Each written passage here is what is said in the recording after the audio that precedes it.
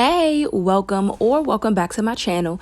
Today I want to show you guys how I make this really good cauliflower pizza crust. You can top this with any normal toppings like you would any regular pizza, but today we're going for a keto or a low carb, low sugar option.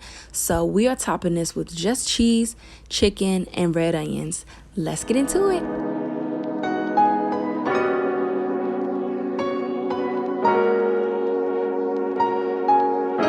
All right, you guys, so what we're gonna do is get started with our main ingredient, the cauliflower. So I like to use this Green Giant riced veggies bag because it's really easy. It's only about 4 carbs for the entire bag. You literally just put this in the microwave. It does all the work for you in cooking it, and then you just take that out and dump that into a bowl.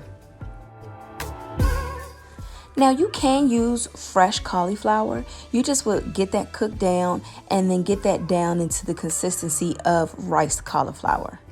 Now, one thing about using these veggie bags is that they hold a lot of moisture inside of the cauliflower. So what you see me doing here literally is squeezing the moisture out of the cauliflower. Now, it would be much easier if you have a cheesecloth.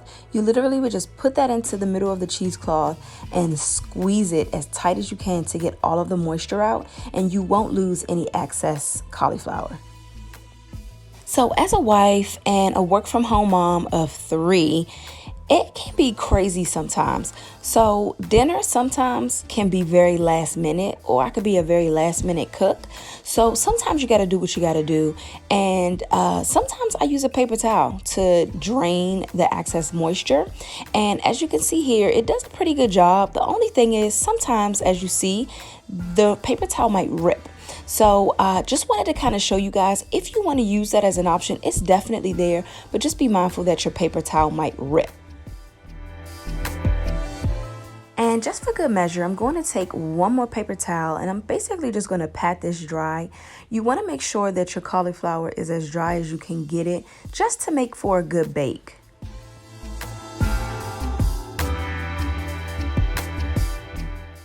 All right, you guys, so now we are going to go ahead and get started on building up our crust. We're going to add our ingredients, which is going to be 1 egg. We're going to add some salt and pepper just for flavor. I'm also adding some parsley flakes in there just to give it a little bit more of an Italian feel, I guess. Okay, and then we're going to add our cheeses. Now, most recipes call for a small amount of Parmesan and a much larger amount of mozzarella, but I like to use a lot of Parmesan and a lot of mozzarella to really mask the flavor of the cauliflower.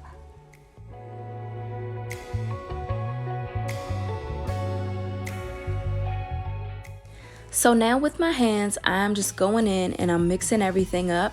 We want to have a really good, even consistency with this crust. So you want to make sure that you give this a good mix. I mix mine for about 2 minutes just to make sure that all of our ingredients, like I said, are thoroughly distributed throughout this crust.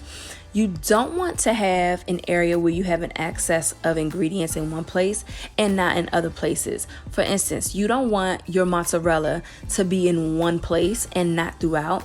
And also, doing a hand mix, it really helps you to break up any extra mozzarella or any cheese that is sticking together, which commonly happens with something like mozzarella. So I like my pizza crust to be really thin when I'm making a cauliflower crust. I literally just want my crust to hold whatever toppings I'm gonna put on this pizza. So for that reason, this crust is gonna go a really long way. So I'm using a 12 by 17 inch baking sheet today.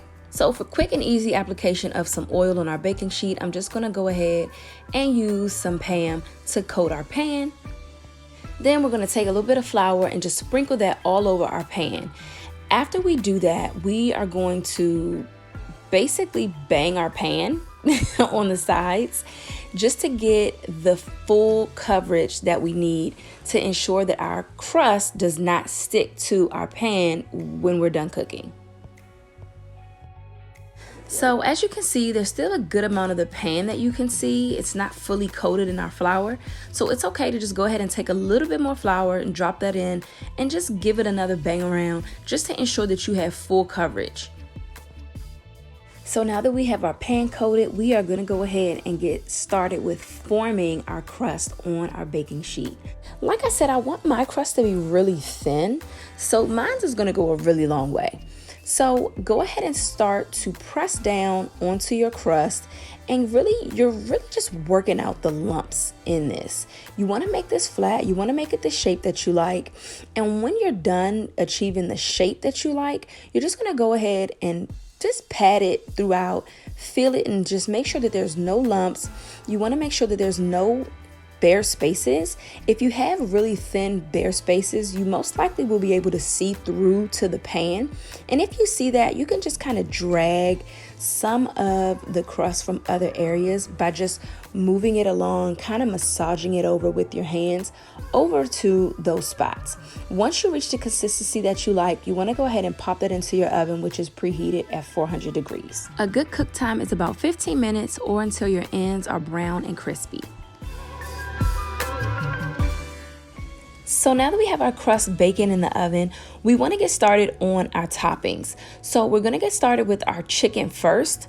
What we want to do is just take your chicken, and you want to cut that chicken breast up into whatever shape, sizes, the amount of pieces, whatever it is that you want. Go for it, okay? There's no right or wrong. So I will say this: if you want to have chicken all over your pizza, you obviously want to have more pieces, or you want to have more amounts of chicken. So think about that when going into this recipe. I only used one chicken breast. It didn't cover a lot of the surface, but it served a purpose. So now we're going to go ahead and get our chicken seasoned. So you want to just sprinkle a little of each of the seasonings. The seasonings that I'm using today are Kickn chicken, paprika, garlic powder, onion powder, and lemon pepper. So these days I'm in love with my cast iron skillet, so that's what I'm going to be using today. I just get a bit of olive oil down into the skillet to coat the pan, and then we're going to just go ahead and get our chicken into the skillet.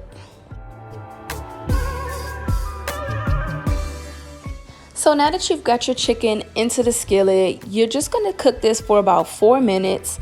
It is not going to take much time whatsoever for you to cook this down, because you cut that up into such small pieces. So if you're like me, you like your chicken to be a little more on the crispy side or a little more on the hard side.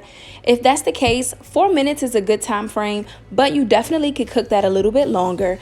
If you are not a fan of crispy or necessarily hard chicken, you can cook yours just a little bit less. Just make sure that while you are cooking this, you are stirring it as you go. You want to make sure that you get this chicken cooked down at least to be finished and to not be raw. So you want to definitely make sure that you are stirring this throughout, just so that it can have an even cook and that it can be done thoroughly. So with pieces as small as this, it makes it really easy to determine if this chicken is done or not. You can see as you've started to cook this down that it went from a pink to now more of a white tannish color. That's how you know that it's done. But the best rule of thumb is the thermometer that reads at least 165 degrees Fahrenheit. Now, this is totally optional, but I'm gonna go ahead and add about a half a tablespoon of soy sauce to the skillet, and this is just gonna help give the chicken an extra bit of flavor.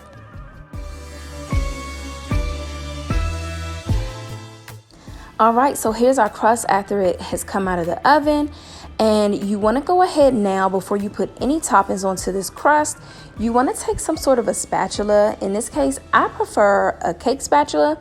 And you want to take that and separate the crust from the baking sheet. You want to do this now because you want to ensure that the crust is not sticking to your baking sheet, and especially before you add any of your toppings to your crust. Now this is optional, but I like to flip my crust over. It helps me to ensure that the crust is intact, but also you can see in this middle area it's kind of light, so it helps me to make sure that it's cooked all the way too. If you don't necessarily want a soft center, then you can cook yours a little bit longer until you get the desired consistency.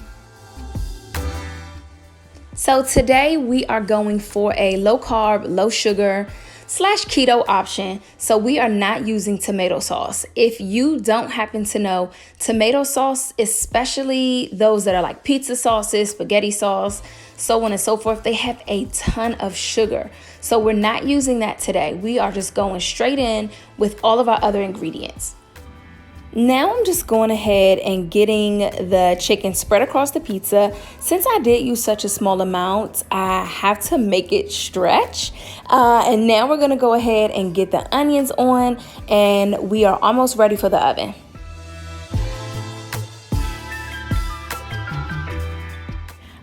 Adding just a little bit more of the mozzarella cheese to the top just to kind of cover the chicken and the onions, because that just makes it that much better.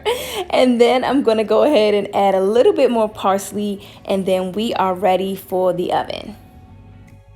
We are adding this to the same oven at 400 degrees Fahrenheit, and we're going to cook this for about 8 minutes or until your cheese is melted and you see that crust start to get a little bit more brown.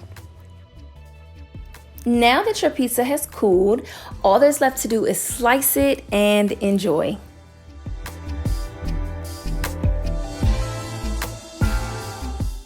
Thank you so much for tuning in and cooking with me today, you guys. I hope that this recipe turns out just as good for you and your family as it did for me and mine. And for those of you on your low carb or your keto journey, keep on pushing. Thank you guys so much yet again, and I'll see you soon.